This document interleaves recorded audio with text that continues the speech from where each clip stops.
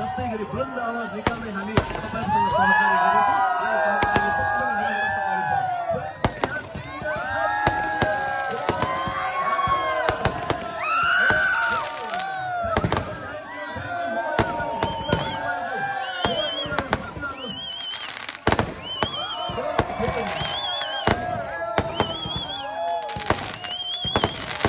यो पुस्तकको आवाज जस्तै बुलन्द हुनेछ तपाई हाम्रो आवाज पनि आगामी दिनहरुमा। Thank you so much.